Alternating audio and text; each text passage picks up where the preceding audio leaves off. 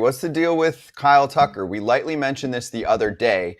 They're in the thick of the biggest series of the year, the Chicago Cubs, and they are handing it to the Brewers. They did a great job, obviously, the last couple of days, taking them down in the doubleheader and then a tight win in last night's contest. But Kyle Tucker is one of, if not their best player, best hitter, and he's been great up until about 6-ish weeks ago.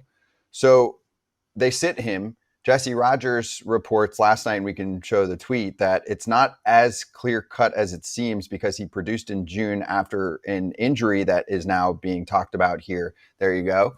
But slowly it impacted his swing, apparently. Apparently the injury is healed, but the swing is not healed yet. So talking about a hairline fracture in his right hand. Here's the headliner story. I guess I should have started with that. Hairline fracture in his right hand. Craig Counsell confirmed it. And I actually found a Kyle Tucker quote. I think this was like an hour ago I found it. And he said today, he was asked if he would have been better off talking about the break in his hand earlier. And he said, quote, "I don't know. There are a couple of ways I could have handled it. I just went out there and played. That's how things went." And Brian McTaggart, who covered him when he was with the Astros, AJ, said, "This is the most Kyle Tucker answer ever." If you know Kyle Tucker and you've covered him, which I have, and I'm sure you've come across him, AJ, he's very even keel, nonchalant, low key, whatever you want to call it. You're like, you want to shake him, but then you're like, wait, that actually probably helps him stay so calm and cool. What were your thoughts on all of this? Well, first of all, according to Jesse, I didn't look at the stats because I've been traveling all day, but if Jesse Rogers is correct that he did fine after this, then maybe it did affect his swing down the road. But also, let's not forget, he's a free agent. He doesn't want to miss time because he missed a bunch of time last year. So he doesn't want to go back-to-back years and miss a bunch of time. He got off to a great start, and he's going through it a little bit right now, and they're giving him a couple of days off, but it's still Kyle Tucker. He needs to be in the lineup. Its presence alone changes that lineup for the Cubs. Remember we asked why Owen Casey got called up at one point, and we're like, why is he getting called up? They knew back then that, hey, Kyle Tucker, something's not right. We're going to give him more days off. Casey's been playing right field. It's just a weird thing because we've all played through stuff, and you never know how it's going to affect you. You play through injuries. If you play every day, you play through things, and you never know how it's going to affect you. Unfortunately for the Cubs, this one is really hurting Kyle Tucker right now, but they're doing okay. And you said they whooped him. I mean, I don't know if they whooped him. If you watch that game, it was a great game last night. The Brewers had a million chances to score runs and some double plays, some mozzarella sticks. There was a lot of things that happened in that game last night. Yeah, I mean, I think the thing that doesn't get talked about the most with injuries, and I've played through my fair share of injuries, never wanted to make an excuse, never came out and told anyone was hurt. And yes, the stats suffer, but the challenge with an injury in baseball, especially when your swing's not feeling right, is it hurts to work. You can't get in the cage and kind of figure out how to get your swing right. I've had hand injuries, and to be honest with you, I just showed up to the game. I did my prep, never hit in the cage, never really even took swings on deck, and then just went in there and just tried to roll out and see what I could do. And, there would be times where I really struggled, and I wanted to get in the cage and try to work, but I couldn't because it hurt. And then you kind of try to balance the two.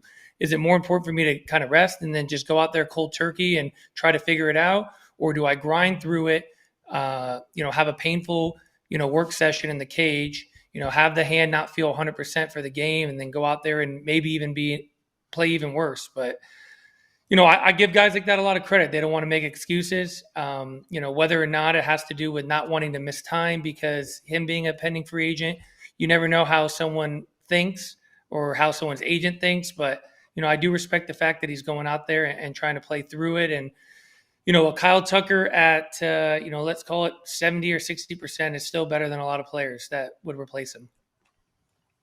Yeah, AJ, you dealt with this too. I mean, you talk about it all the time. Just like KP, you played through a lot. I mean, listen, I broke my wrist one year and came back in 2 weeks and played the last month with a broken wrist. It affects you. And what KP said was right. And we talked about this was it yesterday or the day before when we said, I'll never judge anybody's pain tolerance. I'll never say anything because you just don't know. Everyone has a different tolerance for pain, and you just got to be able to deal with it. And listen, whatever it was, KP's right. You can't get your work in because it hurts, so you want to take it off. You spend more time in the training room than you normally would, probably because you have to get extra treatment. So that affects your routine before a game. There's a lot of things that go into this, but Listen, if I had to bet, I'd say Kyle Tucker's probably going to get hot in September and then look out in the playoffs if he gets right. Yeah, and let's not forget Kyle Tucker is a amazing right fielder too. So him going out there and playing, close to Gold Glove defense is also very valuable. And him at the very least, he's not very successful at the plate, but him sitting out sometimes is a little bit harder for you to come back. His timing still there. He's putting the ball in play. He doesn't have that same sort of strength in his hand and his wrist. To AJ's point, I think he gets really hot as he starts to get healthy. As he's able to get healthy, he's going to start working. He's going to find something that works in his swing. This is one of the best players in baseball. I mean, I wouldn't bet against him. He has a lot to play for individually. As mentioned, a free agent at the end of the year, but also the Cubs are right in this. So, hopefully the Cubs fans, maybe with this story coming out, give them a little bit of break. You never really know how fan bases kind of react to something like this. He is starting to get booed, and that's the other hard thing, in baseball, there is no off days. When you're an everyday player and you're expected to go out there and you're struggling, there is nowhere to hide. You're put in the lineup every day, and you might not be physically 100%. Mentally, you're definitely not 100%. So maybe give him a couple days where, physically he can, have a couple days where the hand heals up, but also mentally. Let's just get off the field. Let's take a deep breath. Let's regroup. And I expect him to have a monster September and, lead his team into the playoffs. FT fam, when you're playing in games, you kind of have some stress, anxiety. Teammates need somebody, something to help. Now it's at your fingertips with Rula. That's right. Telehealth has been a huge help for millions of people, but it can be time consuming and expensive to find the right therapist. Rula is on a mission to make this process smoother. And make sure you go to rula.com/Val for more details. They take most major insurance plans, and the average copay is only about $15 per session. Every provider on Rula is carefully vetted and chosen for their expertise. Thousands have already trusted Rula to support them on their journey toward improved mental health and overall well-being. Head on over to rula.com/Val to get started today. After you sign up, they ask you where you heard about them. Please say that FT sent you there to support the show, but also worry about yourself here at rula.com, RULA.com/FOUL, and take the first step towards better mental health today. You deserve quality care from someone who cares. He got booed not long ago, remember, for not running a ground ball out, and the Cubs fans kind of got all over him. Is this why this came out now? Why didn't this come out 2 months ago when he did it in June 1st? Now it comes out after he gets booed. Is that something that, timing is everything, right? And so this come out because he was getting booed and Cub fans were on him. And then they said, hey, listen, guys, this guy's been playing through this to get the fans off of him. That's a question that maybe somebody like Jesse Rogers should ask. Yeah, I mean, the only thing I'll point out is that we were aware there was some type of hand issue in June that occurred. The problem, AJ, was that he then was great in June. No, I know, but I'm saying started in July. So then people are like, then he's okay. He's on fire. Well, that's why I wonder, though, the timing of, he broke his hand came out now after he gets booed. I mean, it's not a coincidence it came out now. And they're more descriptive on exactly what he had after months of not telling anybody. He had an upper body injury. Well, we knew that. Okay, cool. But now all of a sudden, he's got a broken hand he's been playing with. Lay off of him, Cub fans. I'm not 100% on this but KP, I think Pat Murphy also talked about it, and then people were like, "Wait, what?" And then they went to Counsell. That was a very interesting take too, where maybe just his opinion from afar kind of sparked. Okay, it's time to have the best interest of our players back. He is getting booed. He's not performing well. Another manager is speculating on the health of my player. He came out and said something along the lines as, I don't believe he's healthy. The way he's swinging the bat, he might have some injury.